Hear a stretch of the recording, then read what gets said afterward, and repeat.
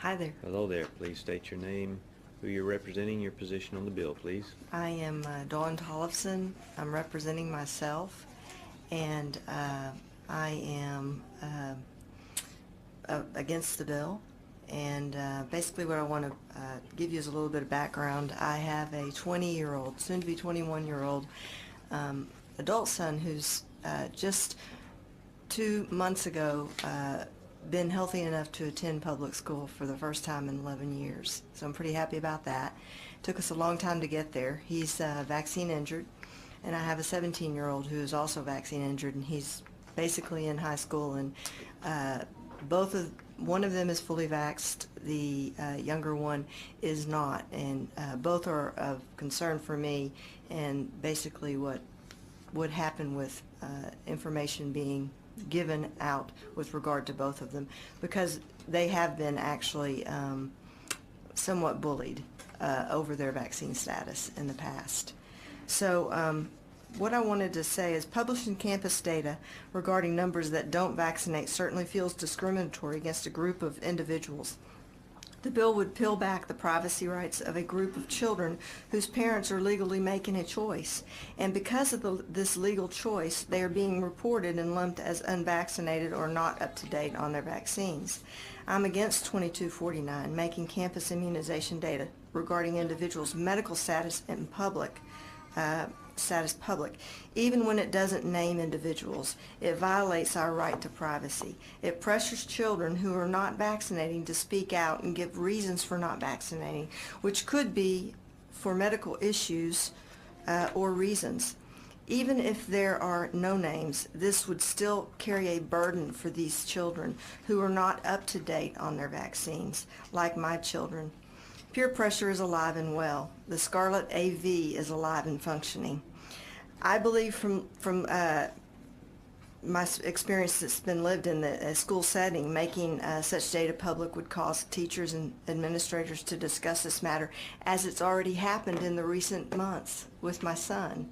My son attended his statistics class I think it was in October, and he's in advanced statistics. I can't even say it. And with that, they had a speaker come in who wanted to speak on correlation versus causation, and when it does and when it doesn't. The speaker, unbeknownst to him, used actually the data from the early 90s going forward and saying this is the time when causation doesn't equal. It doesn't equal it, because basically vaccines don't cause autism, and that's we know that for sure. And my son held his hand up and he said, "Have you ever heard of the CDC whistleblower?"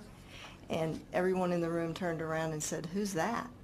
So anyway, it's sort of a moot point for us, because we've been at this for a long time. I appreciate your time. It's a late night, so I'll end it there. Members, any questions? Thank you for your testimony. Thank you very much. I'm Joyce Lell, and I'm a pharmacist and a member of Texans for Vaccine Choice. I'm going to be speaking against the bill today on my behalf and on their behalf. Great. Thank you. Please continue.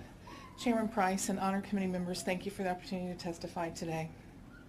It is my fundamental belief that schools and the government should not make even de-identified exemption information public.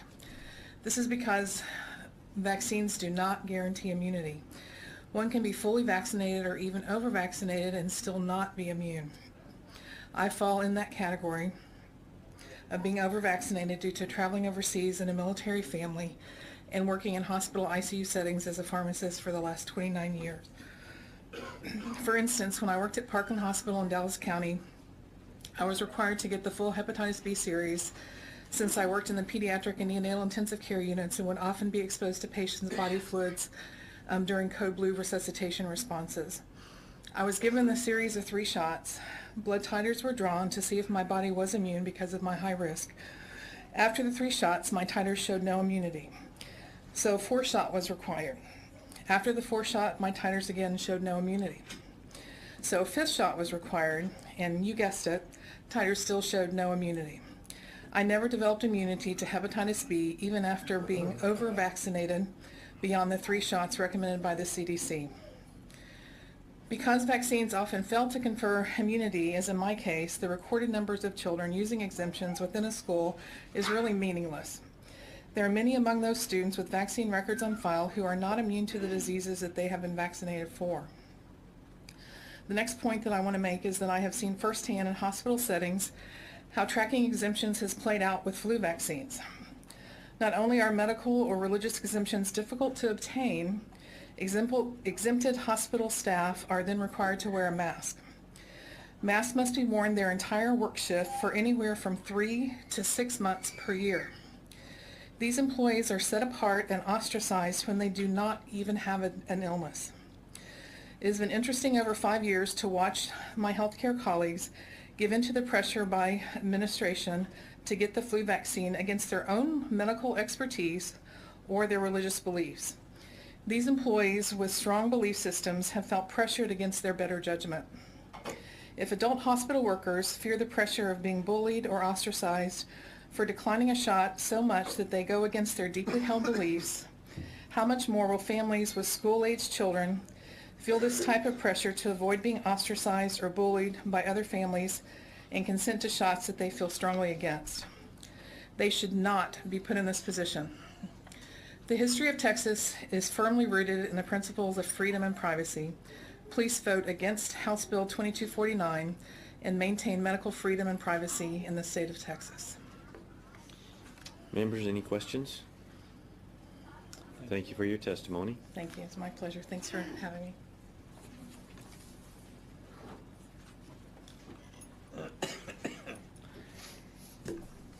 They're going to need that. Okay. Hello, my name's Chelsea Barlow. I'm a member of Texans for Vaccine Choice, and I'm speaking against the bill. I'm also speaking for myself.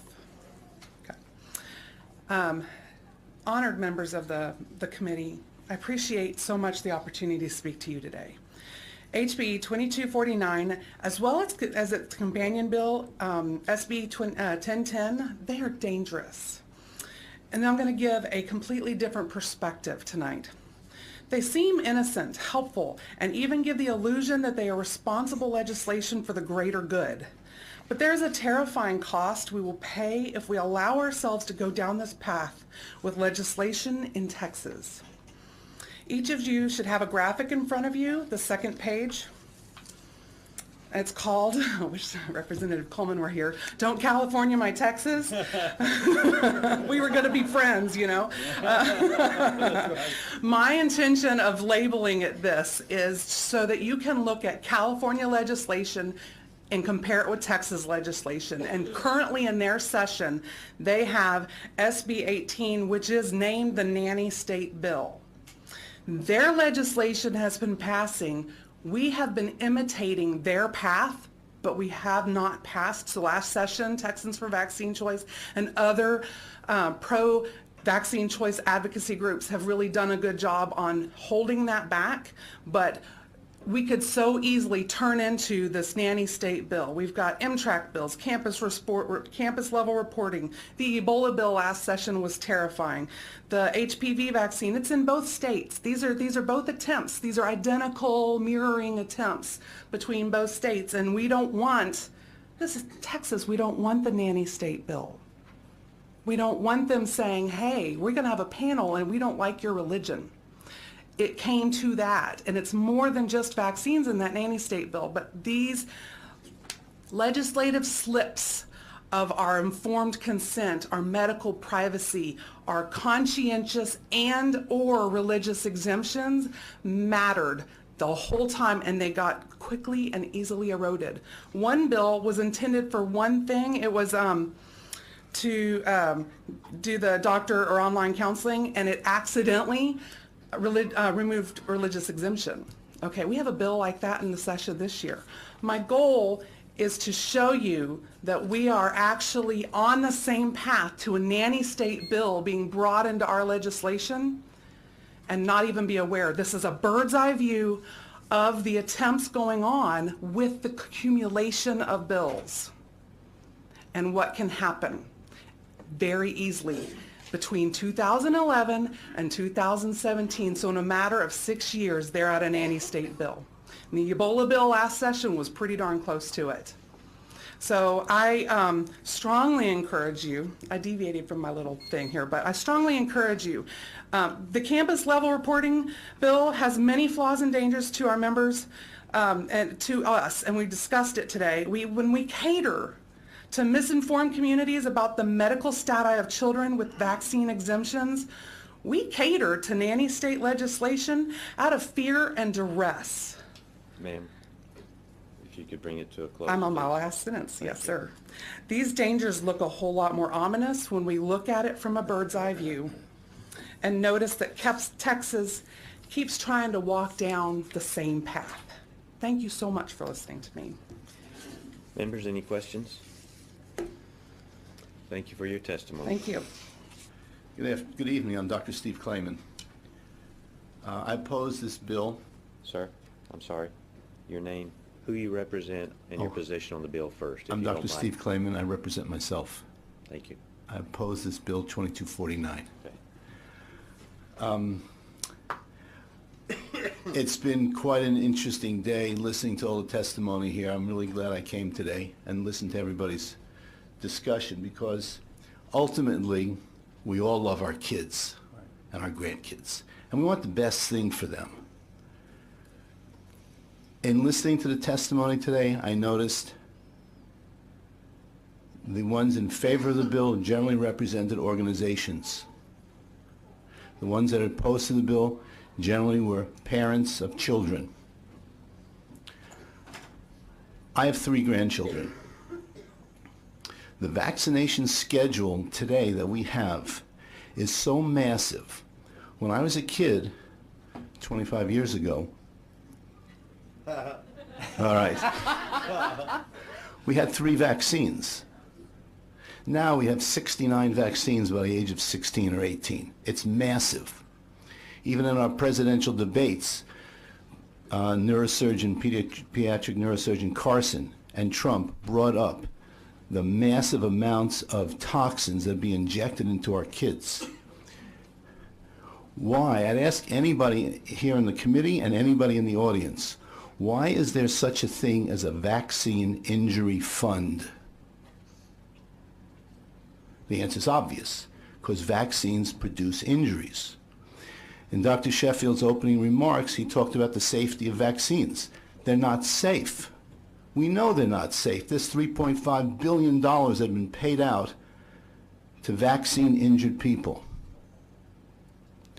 Having people understand this who don't want their kids to be vaccinated is their right, and having their privacy deleted is not in our best interests. I suggest that this bill be shelved, and you people are in a very important position because health is the most important thing we have. You can get rid of your money, you get rid of your health, you're gone. And you can see the damage that's been done, not in just Texas, but all around this country, from unsafe vaccines, because the vaccine industry has no problem with lawsuits.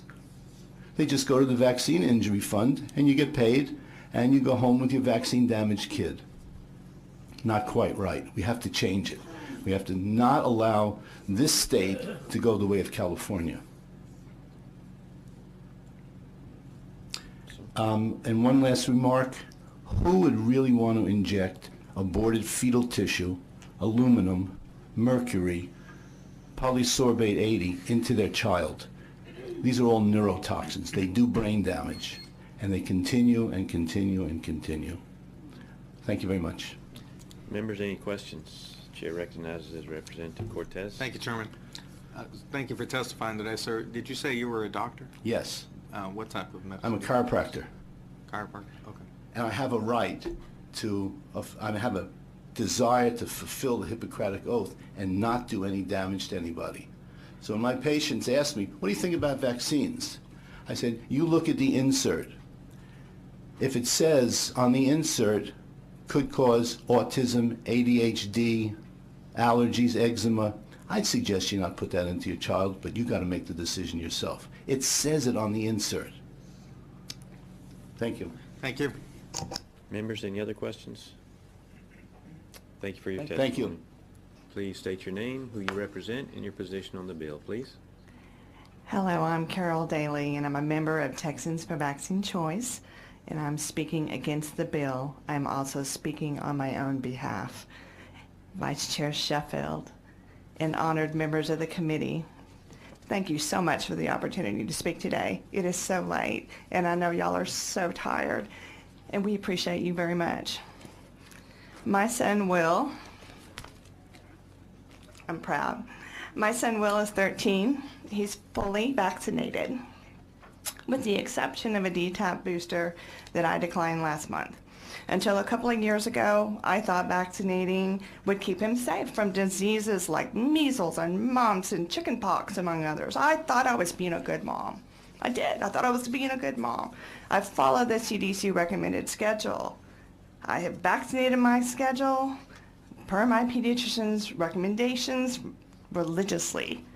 But now, looking back, I know this was a mistake with long-term medical issues that have resulted and now are recognized by the doctors as vaccine injury. My son is severely vaccine injured. He's a part of the Medically Dependent Children's Program, certified by the state of Texas. He is medically dependent, and I consented to the vaccinations. It is my fault. So, in the search for healing, last year we tested his blood for titers. Those titers show the body's immunity to all the diseases he's been vaccinated for or that he's been exposed to naturally. To my complete and utter shock, he showed no immunity to any diseases. None. Not one. Multiple shots. Multiple boosters. Not one titer. Here's his vaccine record. Here's the medical records. No immunity.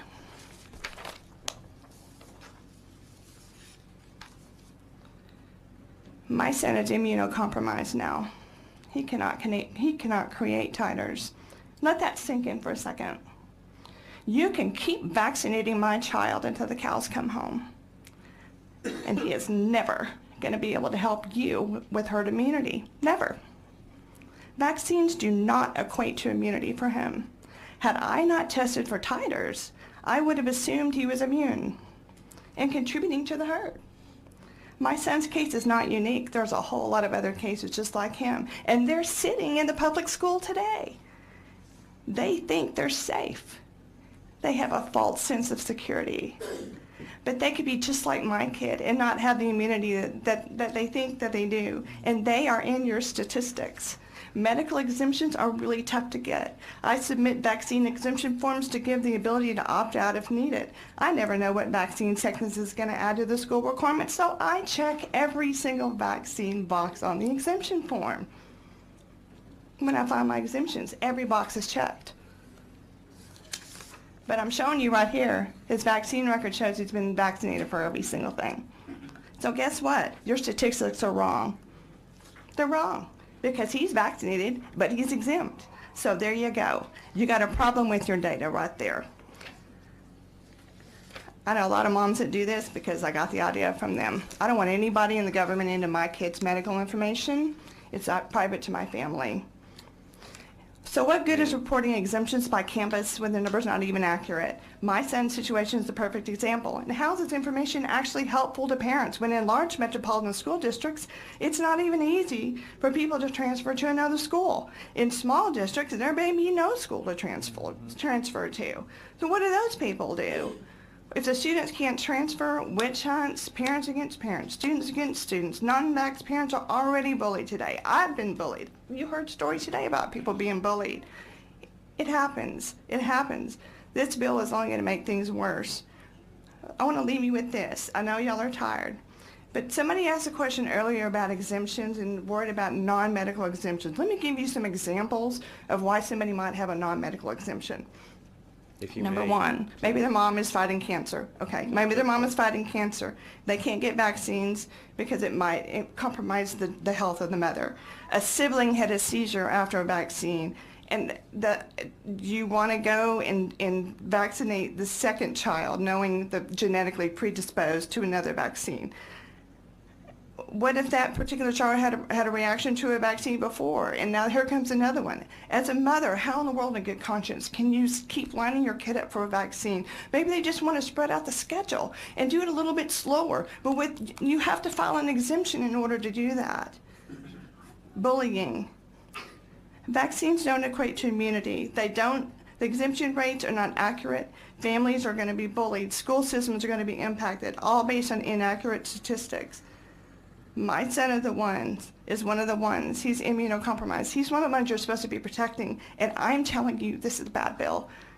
I'm very much against the bill. Thank you very much for your time. Members, any questions for this witness? No? Thank you, ma'am.